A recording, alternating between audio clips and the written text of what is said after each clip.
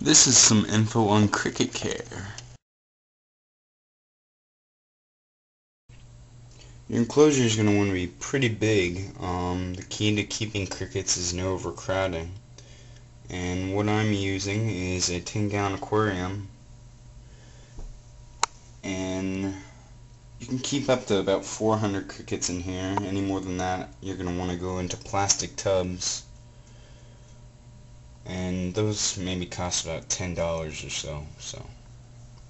And with your enclosure, you're going to want a good lid to prevent escapes. And you don't really need to weigh down. Yes, I do have tape here. My mom insisted on it.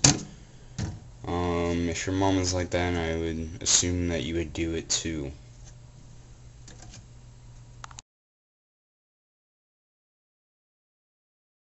Substrates, I don't really use any.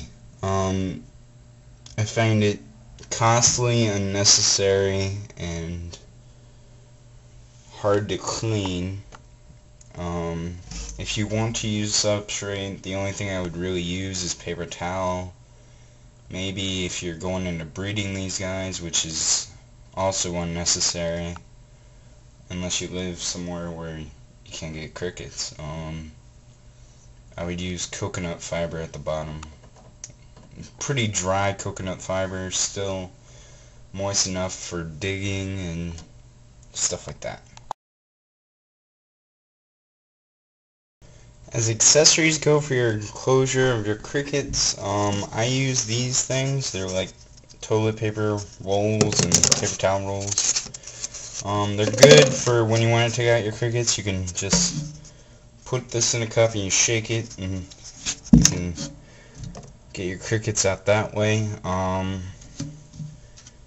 You also want to keep your crickets very comfortable, and by doing this I have like crumbled up paper towels, and the crickets will climb in here and feel safe, even though they will be eaten soon. So key to keeping crickets accessories wise is keeping them comfortable and safe. And for feeding, you want your feeding dish, and this is just a lid to something.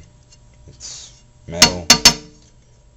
It works well. You can place that over here. For feeding your crickets, this is something you want to keep in the enclosure all the time. Quaker Oats oatmeal.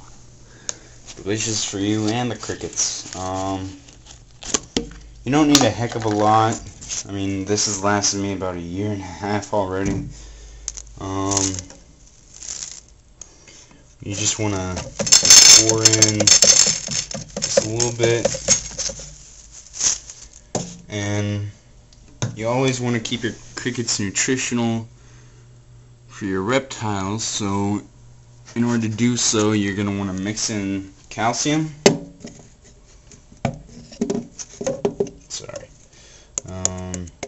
Just like so. Not too much, just a little bit. And some of this herpative multivitamin.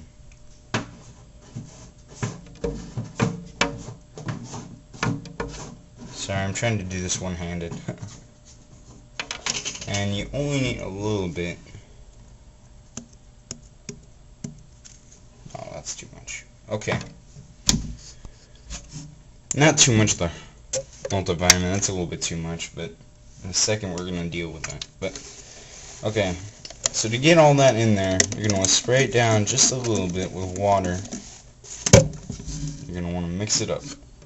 Yes, I'm using my fingers, I don't care. Just like that.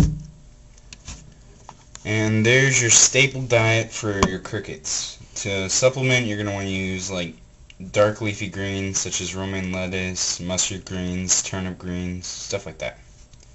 And fruits like apple, they're high in calcium. Yeah. Alright, remember that paper towel I showed you guys later right here?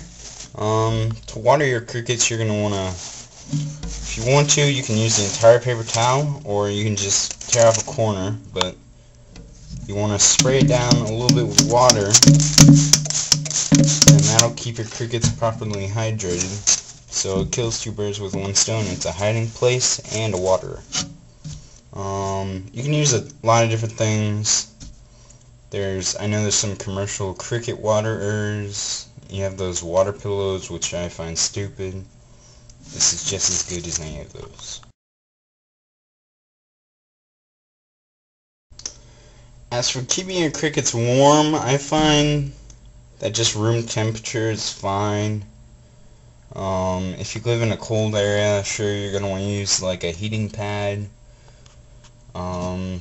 But not too hot. They only like it above maybe 82. But I live down in Texas, so it's pretty much like that all the time inside. Okay, so heating, if it's cold, go ahead and use an under tank heater, but I don't really think it's necessary if you live in a warm area.